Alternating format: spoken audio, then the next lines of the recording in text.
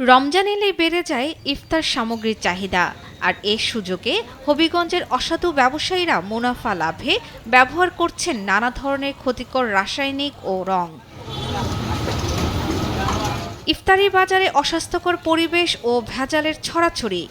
বেশিরভাগ দোকানে পুরনো তেল বারবার ব্যবহার করে তৈরি করা হচ্ছে বেগুনি, পেঁয়াজু, জিলাপি সহ অন্যান্য খাবার।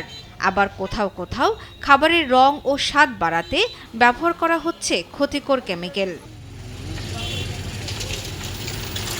এদিকে বাজারে পাওয়া অনেক ফল পাকানো হচ্ছে কার্বোইড সহ বিভিন্ন রাসায়নিক দিয়ে।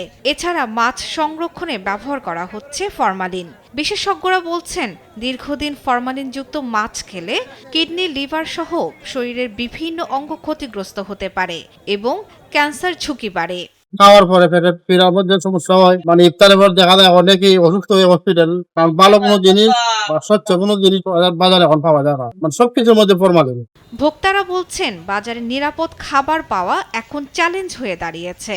নিয়মিত অভিযান ও কঠোর শাস্তি না হলে ভেজাল বন্ধ হবে না।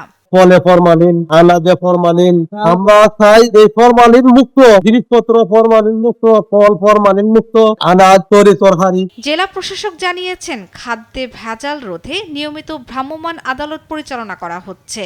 জোরদার করা হয়েছে বাজার মনিটরিংও।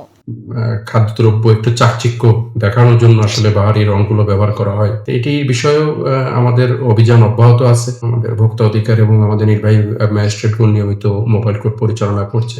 যেই অপরাধী হোক তাকে আইনের আওতায় নিয়ে আসা হবে। প্রশাসনের কঠোর নজরদারি ও ভোক্তাদের সচেতনতা, এই দুইয়ের সমন্বয়ই বন্ধ হতে পারে ভেজাল খাদ্যের দৌরাত্ম্য। শর্মিলা কেয়া, নিউজ ডেস্ক, দেশ টিভি।